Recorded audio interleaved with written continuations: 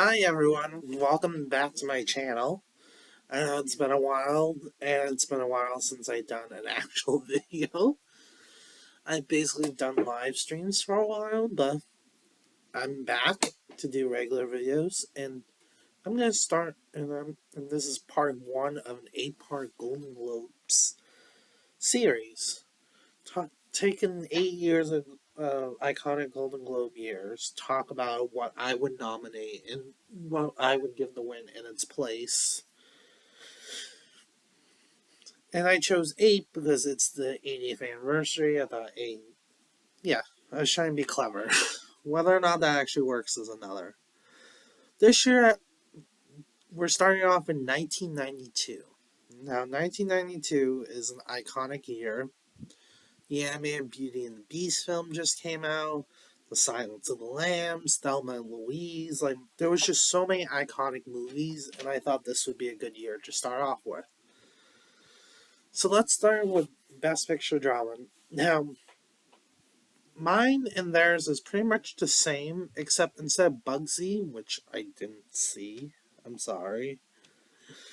I did nominate Boys in the Hood, which I think deserved it instead of Bugsy, but that's just me. But I kept the other four they had nominated that year: JFK, The Prince of Tides, The Silence of the Lambs, and Thelma and Louise.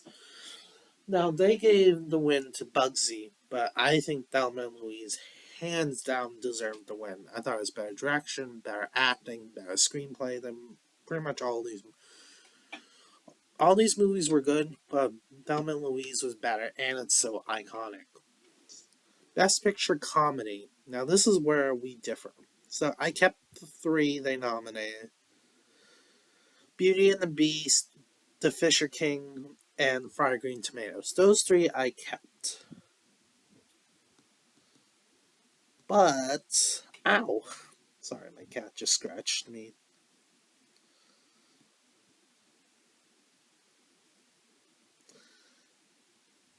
Hang on, sorry.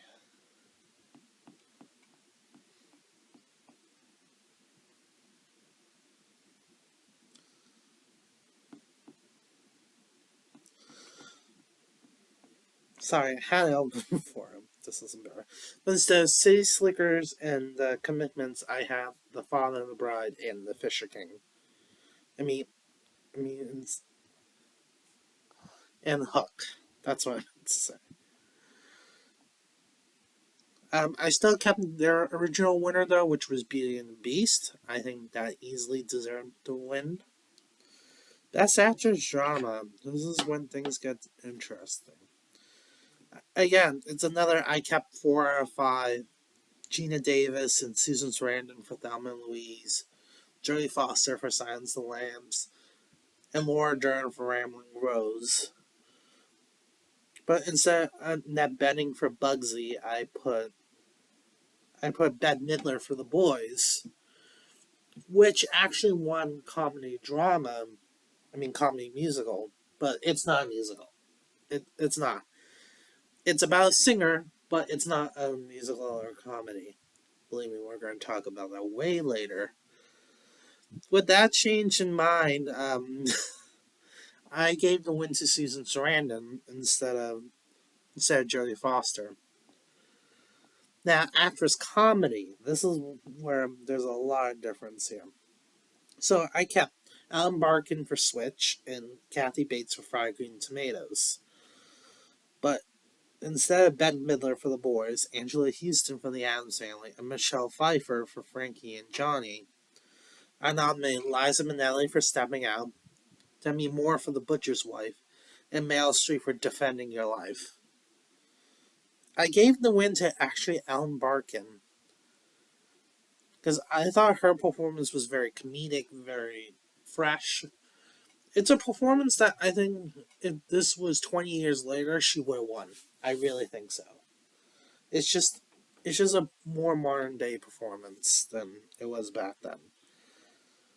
Actor drama. Yes, I kept Warren Beatty for Bugsy, Kevin Costner for JFK, Robert De Niro for Cape Fear, and Nick Nolte for The Prince of Tides. But instead of Anthony Hopkins, who I have in supporting, by the way, he's clearly a supporting. I don't understand how he did made it through the lead the whole time. I have Werner Phoenix for Dogfight, which I actually gave the win to. If you haven't seen Dogfight, you need to. It's such a great film. Now we're on to actor comedy.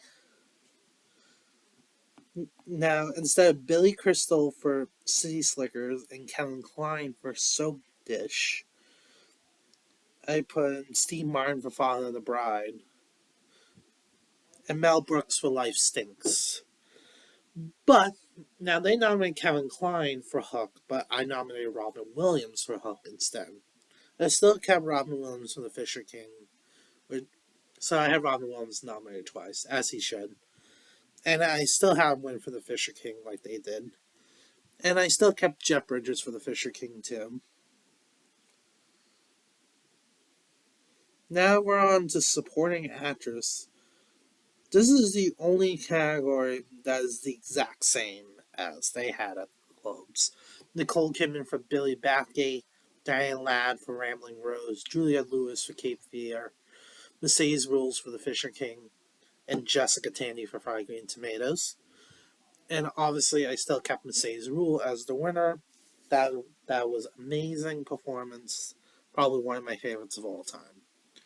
Best Supporting Actor. Now, instead Ned Bailey for Hear My Song and Ben Kingsley for Bugsy, I had Anthony Hawk. I actually still had Jack Palance. Sorry. Yeah, instead Bing Kingsley and Ned Beatty, I had Anthony Hopkins for Silence of the Lambs. He's clearly supporting. I'm not listening to that argument. And Martin Short for Father of the Bride. That being said, Anthony Hopkins, I did have him win here for supporting actor. Now, let's talk about Best Director. Now, Best Director, they had Bugsy and JFK and Prince of Tides nominated for director. But instead, I nominated Boys in the Hood, Hook, and Beauty and the Beast in directing. And I gave the win to Ridley Scott for Thelma and Louise. That shouldn't be a surprise based on how much I loved it. And the last category I did was Best Screenplay. Now, instead of Grand Canyon and Bugsy, I have Father of the Bride and Beauty and the Beast, and I actually gave the win to Beauty and the Beast. For an animated movie, that was very well directed, very well written, and it deserved a victory. Sound off in the comments below. What do you think about this series? Do you think I should keep doing it? Do you think I shouldn't? The next episode is going to be the infamous tourist year with Johnny Depp and Angelina Jolie. That's going to be really fun to talk about. And talk about what could have been instead of the crap we got instead. And yeah, thanks for watching. Bye.